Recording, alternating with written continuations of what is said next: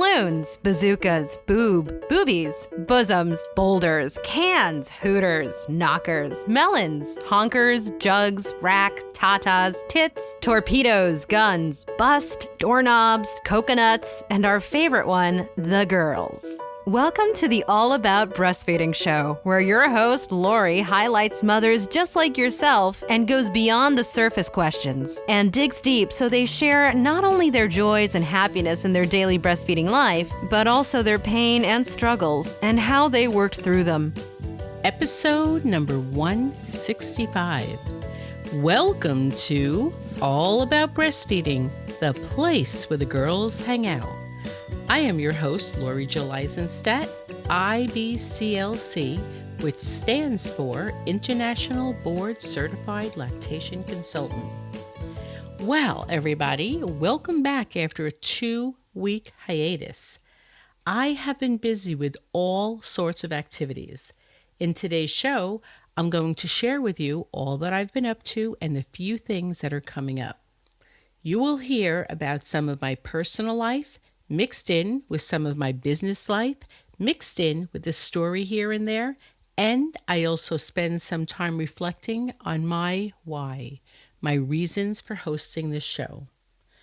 I will begin today by saying a really, truly, very, very special thank you to all who have continued to listen to and support the All About Breastfeeding show while I took a 2-week vacation from releasing new shows.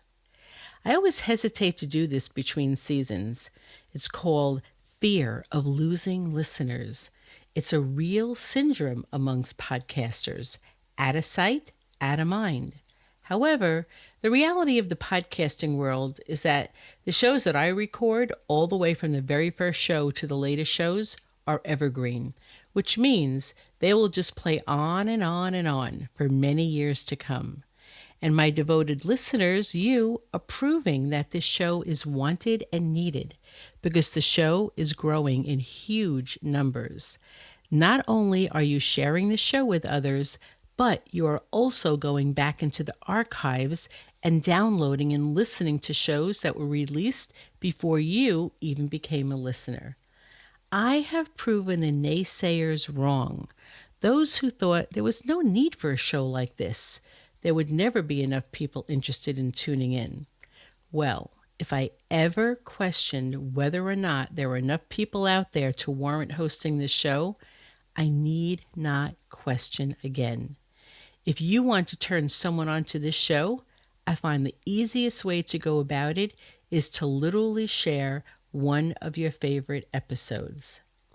Some interesting information about podcasts. In 2003, approximately 22% of the people polled even knew what a podcast was. In 2016, that number was now 55%, so it's more than doubled. Just think about this. In 2003, did you know what a podcast was? Had you ever listened to one? In 2003, even though 22% knew what a podcast was, only 11% reported ever listening to one. In 2016, while 55% acknowledged knowing what a podcast was, only 36% have ever listened to one. And you know what that tells me? With the hundreds of thousands of people I am reaching with this podcast, it is still only a small portion of the population I am reaching. How many more breastfeeding moms are out there who could benefit from all the information I have been sharing with this podcast? With that thought in mind, I am challenging each and every one of you. Find at least one person you know, a pregnant or breastfeeding mom, your friendly physician, midwife, doula, lactation consultant. Have them take out their phone, walk them through downloading a podcast app, and show them how to search for the All About Breastfeeding show and have them subscribe to the show. Think of all that you have learned from this show. You will be giving them the great gift of breastfeeding education, and it won't cost either of you a penny. In my very first show, I talked about how one of my goals as host of this show was to have a global forum where myself and my guests had the opportunity to teach the rest of the world the importance of respecting the breastfeeding mother, the importance of employers to support the breastfeeding mother, and for the public to stop being stupid about mothers breastfeeding in public and understand that we're just mothers who are just feeding our babies. That is all. That's it. We should not need to explain ourselves or ask anyone permission to do the most basic of things, feed our babies. I had a list of goals when I started this podcast. One of them, I said, is that I wanted to live in a world where no one ever got kicked out of a place for breastfeeding her baby. Every time this happens, I post it on my Facebook page. And I live for the time when there's no such incidents happening like this for me to post. One day, I swear, we will look back at this and say, mothers used to get asked to leave places when they were just feeding your babies? That's insane. Well, just this week, there was another incident that made national news. Perhaps you've heard of it. I don't know. But I will post the link in the show notes. This one is with Ashley Cooper, who is at a mall in, I think it's Virginia. And she brought her baby to see the Easter Bunny. And at a certain point, she sat down on a bench to breastfeed her 8-month-old daughter. She started feeding her, and a security guard rushed over to her and said, "Ma'am, you can't do that here." Well, Ashley said, I just kind of looked up in shock, and she said, "You have to go into the nursing room to do that." Ashley wasn't sure what was going to happen next, but like a lot of people are doing nowadays, she was smart. She grabbed her phone and she started recording everything on Facebook Live. In the social media video, she explains, I informed them that in the state of Virginia, breastfeeding mothers can nurse anywhere they're legally allowed to be, and they're trying to tell me I cannot feed my baby on a bench in the corner. So 2 security guards, she said, stood by until she finished feeding her baby. And afterwards, she went and she complained to guest services, who were very apologetic. They said the security guard shouldn't have done that and that she was free to nurse wherever she wanted. And they said that they would have some more training for the security guards. The director of marketing for the mall also made a public statement saying that they were very sorry and that management was aware of the situation, and the security guard was advised that it was inappropriate the way that it was handled and that they will receive additional training. Okay, that's fine, that's great, that's wonderful, but I'm still crazy about the fact that we live in a world where that even has to be done, that we have to train our staff to know that it is a law, that it even has to be a law, that we can feed our babies in public. So this is one of the many reasons I host this show, to continue to raise awareness about breastfeeding, which is why I don't want to only preach to the choir. I want you to think of one person you know that can benefit from learning about breastfeeding and share this show with them. And it's not someone who's going to be breastfeeding or has breastfed. I want people who don't breastfeed and who don't understand about breastfeeding to listen to a couple of shows. It could be your parents, your grandparents, aunts, uncles, maybe even your significant other. Choose a show or two that talks about how the breast makes milk and what engorgement is, so they will begin to understand things like why you just can't wait to pump, or why you can't wait to feed your baby, or why you can't just all of a sudden give your exclusively breastfed baby a bottle when you go shopping so that everybody else could be comfortable. They need to understand the mechanics of it. On a bit of a side note, this also goes to show all of you, if you have a dream, go for it. I know many people who are excited about ideas they want to put out into the world, a business idea that you have, but they don't move forward with it because you have some people in your life who are giving you negative vibes, telling you that you're crazy. If you have an idea, if you have something that you want to do, and others in your life are telling you no, if others in your life are making you feel that it's a stupid idea, no one would want that, silence their voices and let yours come shining through. I also notice that those who say things to me are usually people who are not risk takers. They stay in their comfort zone. I realized a long time ago, why should I take advice from someone else who is not a risk taker or who does not even understand what I'm trying to do? That should be the last person I take advice from. I am going to start a Facebook post in our group and ask you this question. What is it that you would like to do but have been afraid to try? Or have listened to others who have told you not to? Put it out there in a post so we can support you. I didn't listen to people who told me that there might not be enough people who would listen to a show like this, and I'm glad I ignored those voices. All right, continuing on with some business and professional news to share with you. The last 2 weeks have been a flurry of activity for me. I wish I could say that I was truly away on vacation. However, I was actually hard at work, keeping up with my thriving private practice and seeing moms on an individual basis and helping them with breastfeeding challenges. Well, this continues to be one of the most gratifying part of my business, and I had the privilege of consulting with quite a few moms during this 2-week period. I also spent time recording some shows for this upcoming season. Some are interviews and others are more shows answering some of the most frequently asked questions from moms I have worked with, and also from questions moms have asked on the All About Breastfeeding community page, which you are welcome to join. Just put a search on Facebook for the 4 words, All About Breastfeeding Community, and click that join button. If you have an idea for the show, put it in a post and tag me. I am also speaking at 2 huge lactation conferences in the next several weeks. Preparing and memorizing my presentations has kept me quite busy. I will wait until they're over before I share with you the details of the topics. I also cannot wait to attend all the workshops and presentations given by other experts in my field.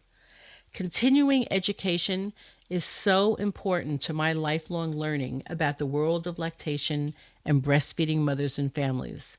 People outside of this business often say to me, how much more is there actually for you to learn? You just put the baby on the boob. Well, that's what most people think. And of course, they're right to a certain degree. As long as that works, you're fine. But for those of us that it didn't go so smoothly, well, we need some professional guidance. I think I probably would have had the same reaction if I didn't understand this world of breastfeeding, because it is a natural thing to do. Why would mothers need help with breastfeeding? Just put the baby to the breast. Well, the truth is, it's not always so easy, and moms have real struggles and real challenges. The thing is, there's so much to learn, and I want to keep improving my skills. I'm going to share with you some of the topics for this year's Gold Lactation Conference. One of the titles, Chasing the Butterfly. Understanding how the thyroid gland impacts breastfeeding. Since the thyroid is not a specialty of mine, there's always more to learn than the knowledge I already have. Since 1 in 8 women will have a thyroid disorder in her lifetime, and since I see many moms who are taking thyroid medications or whose imbalance of thyroid hormones could be impacting her supply, this is definitely a workshop I will be taking. Another one, a condition that's not so common and is often misdiagnosed, Raynaud's syndrome of the nipple. In breastfeeding moms who are experiencing severe nipple pain, this often goes undiagnosed, and frequently her high level of pain during breastfeeding is the main reason for her discontinuing breastfeeding, and she may never ever even know why. I've worked with quite a few moms who have had this syndrome. However, it's not something I see every day, and there's much to learn. And I want to know what the latest research is telling us. So I very much look forward to this workshop to learn about new resources and any new and effective treatments. Other topics from the Gold Conference: understanding the Zika virus and Lyme disease and how it affects the breastfeeding mother. Not being a physician and not having the time to do all the research myself, I'm grateful for conferences that I can attend and learn about things like this so I can help breastfeeding mothers who have these concerns.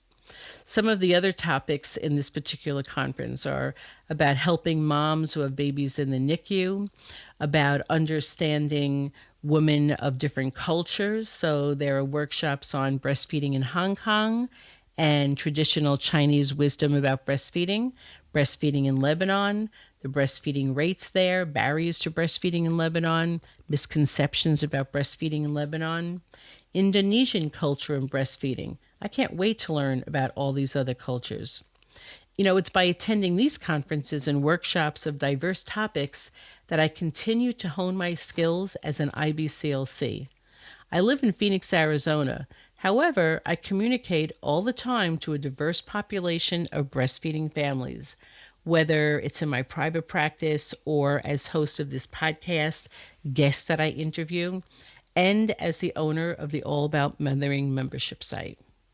Then there is the USLCA conference, United States Lactation Consultant Association conference. There, I also wish I could attend all the workshops, but there's just way too many to be able to attend all of them. I'm hosting one workshop at this conference, and I've been asked to speak about the All About Breastfeeding podcast at another one. I am so incredibly delighted that this podcast is being recognized by my professional organization and that it continues to capture the attention of professionals within the lactation community who recognize the need to have a public forum to talk about all things related to breastfeeding. It's so hard to choose which ones at this conference I'm going to go to, and sometimes I even change my mind at the last minute, but here are some of the ones that I'm excited to attend at this conference and learn more about. The newest information in postpartum depression research and how this affects the breastfeeding mother. Supporting the LGBTQ community. Breast pumps, evaluating effectiveness of brands and models. There are so many pumps out there on the market. I honestly cannot keep up with them all. So to be able to attend a workshop that gives me the skinny on all of them, that will be very helpful. There's a workshop on supporting breastfeeding for the victim of childhood sexual abuse. How about the marijuana dilemma? Since legalization is happening in more states, and since the strains of this drug is more potent than ever, I need to know as much as I can about how this drug affects the breastfeeding mother. Some of our littlest and newest of babies have heart problems, congenital heart defects, and they are surviving surgery because so much advancement has been made in this area. And because they're surviving with their congenital heart defects, their moms are going to be breastfeeding them. I've certainly supported my share of moms with babies with CHD, and yet there's always so much more to learn, so I can't wait to take this workshop either. So you see how much there is to learn. I also get to meet and network with other IBCLCs as well as meet owners of the various pump companies and other breastfeeding products like creams and lotions and breastfeeding pillows and nursing clothes. And I get to do one of my all-time favorite things to do, personally meet the authors of books that I really enjoy. This is all another way of me learning about all these products and passing on this information to you. I've also visited with quite a few moms these past 2 weeks, and in next week's show, I'm going to be talking to you about that. A little on the personal side of life. 2 big birthday milestones in my family these last few weeks. My husband, Alan, just turned 65, and my son Jesse just turned 30. It is so hard to believe for both of them. To celebrate these dates, they are both going away together, a father and son trip, which they've never done before. We have 3 kids, and it's just one of those things that, like, when do you get to vacation separately with your kids? It was hard enough just getting a day alone with one kid at a time. If there are more than one kid in your family that you grew up in, did you ever vacation with one parent just to yourself? I know I never did. There were 5 of us. I'm glad that my husband and son are getting to do this. They will both walk away with wonderful, warm, and fuzzy memories that will last them a lifetime. If you hear me sounding sentimental, you're right. In other personal news, Alan's parents, my in-laws, who are in their early 90s, have made the transition to retirement living, where they were fully on their own, to moving out on their own, to independent living center, where a lot of their cooking and cleaning was taken care of for them. Slowly as you age, you lose the ability to safely drive a car, and the keys are then taken away from you. For those of us who have cars, can you ever imagine another adult taking your keys away from you and telling you you can no longer get in the car and just take off by yourself? It's not like we've enjoyed doing this to them, but it is for their safety as well as everyone else's. And at the same time, Alan and I keep looking at each other and say, how would we like it if someone took away our independence? As his parents have aged and health problems have mounted, my in-laws are becoming less and less independent and able to be on their own, and are becoming more dependent for their daily care. First, there was a move to assisted living, and now this past week, there has been another move to a facility where they can receive 24/7 one-on-one care for all their daily care, meals, and health issues. My days are filled with being a mother to my own adult children who I see often, my own mother who is aging, and then I spend part of my days with vibrant moms with new babies. The irony of it all does not get lost on me, that the youngest and the oldest of our loved ones are incredibly dependent on other adults in their lives. We have to have compassion for the crying, the fussiness, the crankiness. Our babies and our elderly sometimes have a hard time communicating to us what their needs are. Sometimes it's a guessing game, and we only hope that with trial and error that we hit upon that one thing that settles them down, that gives them comfort. Our youngest and oldest of family members, they teach us a lot about ourselves: love, patience, kindness, compassion. As a young mother, I only hoped that I was a good enough mother. You just don't know while you're in the thick of it. For my older family members who have just endured another move, we can only hope that this is the right choice and that they will be comfortable and taken care of at this time in their lives when they are literally just as dependent as our little babies are for food, water, comfort, daily hygiene, hoping we are right in guessing what they need. I know I veered off from the beaten path a little bit and talked about things in my life that are not all and always about breastfeeding. Hopefully you're okay with me sharing with you a little bit about my personal life and can handle me being a little bit sentimental from time to time. This Friday, I'm going to give you an in-depth case review of a client I saw 2 weeks ago. This will give you a bird's eye view of what goes on in the life of a new mother who so desperately wants to breastfeed and how she works through the huge challenges she is up against. Then next week, we will begin on Monday with an interview, and Friday, our first of this season's FAQs. Until then, bye-bye. Have you heard that Phoenix, Arizona is blessed with an amazing birthing center? Baby Moon Inn Birth Center is the best option for families who want access to midwifery care in and out of a hospital setting. You can experience birth in a comfortable home-like setting where natural birth is the focus.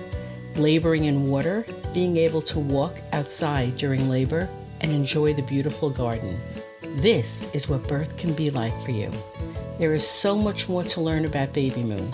The staff would love to have the opportunity to meet you and would like to extend an invitation for you to attend a free Choices in Childbirth class and a tour of the birth center.